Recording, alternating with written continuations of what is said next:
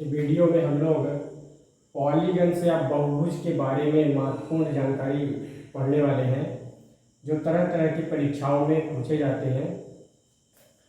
तो इसमें हम जान लें कि पॉलीगन्स क्या होता है, बहुभुज क्या हो जाता है। तो ऐसी कोई भी रचना जो दो या दो से अधिक साइड से मिल करके बनी होती है उसको हम लोग बहुभुज कहते हैं या पॉलीगन्स कहते हैं।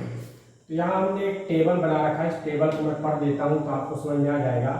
इसमें हमने बहुभुज का नाम लिखा है, नेम, नंबर ऑफ साइड्स भुजाओं की संख्या और टोटल इंटरनल एंगल्स यानी कुल आंतरिक कोण उसमें कितना बनता है, टोटल इंटरनल एंगल्स।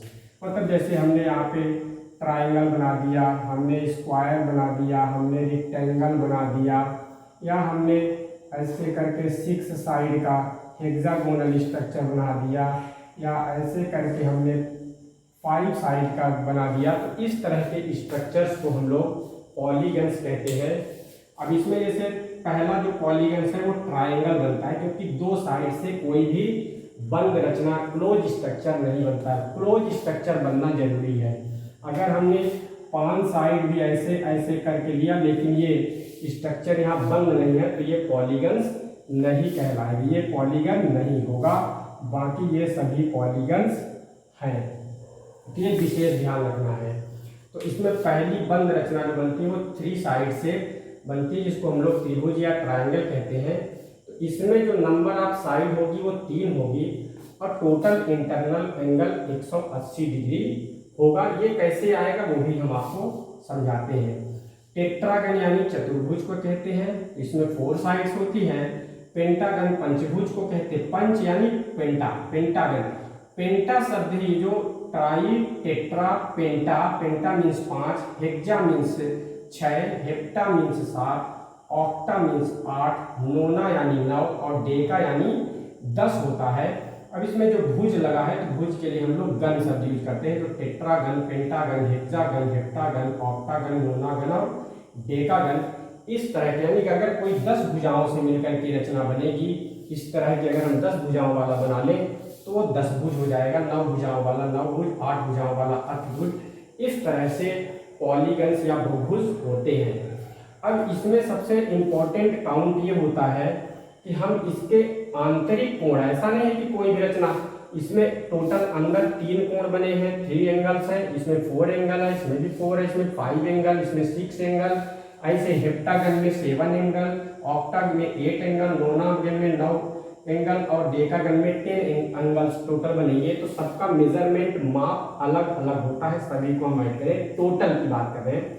तो इसका साथियों एक फार्मूला होता है n - 2 = 1 × 180 यानी 180 डिग्री, जहां n बराबर होता है नंबर ऑफ साइड यानी भुजाओं की संख्या। तो इस फार्मूले से हम यहाँ पे अगर हमको भुजा की संख्या तो हमको पता ही चल जाएगा। मान लीजिए कि हम हेक्सागन की बात कर रहे हैं तो यहाँ पे हम n बराबर 6 ले लेंगे, तो 6 × 2 कर देंगे इंटू 180, तो ये आ जाएगा 6 में 2 करेंगे तो 4 आ जाएगा। अब 4 × 80 करेंगे तो मीन्स 720 डिग्री आ जाएगा। हेक्सागन में यहाँ हमने नियम 6 लिया है मतलब हेक्सागन, तो देखिए मैंने यहाँ 720 सामने लिखा हुआ है। इस तरह इस फार्मूले को अपना करके आप किसी भी पॉलीगन्स या बहुभुज का एंगल आप फाइंड कर सकते हैं। मान लीजिए कि यहाँ पे हमारा हम 10 भुज का निकाल रहे हैं, डेकागन का निकाल रहे हैं, तो हम यहाँ 10 - 2 कर देंगे इंटू 180 मीन्स हम 8 ले लेंगे, 8 × 180, तो ये होता है 1440 डिग्री। इसको मल्टीप्लाई करेंगे तो इतना आ जाएगा।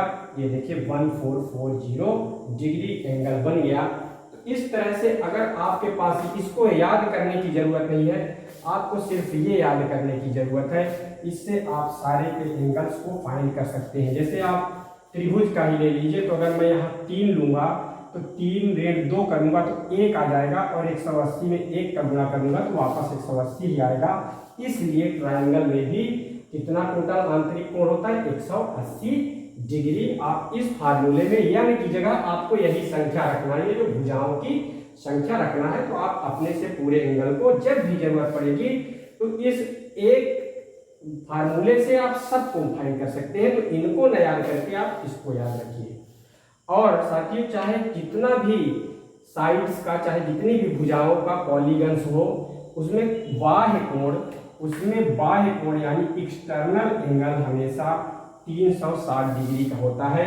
चाहे वो दशभुज हो, चाहे षटभुज हो, चाहे पंचभुज हो, चाहे त्रिभुज हो, बाहर का अगर हम एंगल्स लेंगे तो वो 360 डिग्री का होता है। सपोज मैं हेक्सागोनल में हूँ, तो यहाँ से मैं ऐसे ऐसे चल करके और यहाँ वापस पहुँच जाऊँगा तो एक सर्कल कंप्लीट हो जाता है। यहाँ भी मैं ऐसे चल करके यहाँ पूरा आऊँगा तो ये सर्कल कंप्लीट हो जाता है। और एक कंप्लीट सर्कल में एंगल्स 360 डिग्री का होता है, इसलिए बाहर वाला एंगल्स जो है वो 360 ही होगा, चाहे वो पंचभुज हो, षटभुज हो, सप्तभुज हो, नवभुज हो, दशभुज हो, डेकागन जो भी है।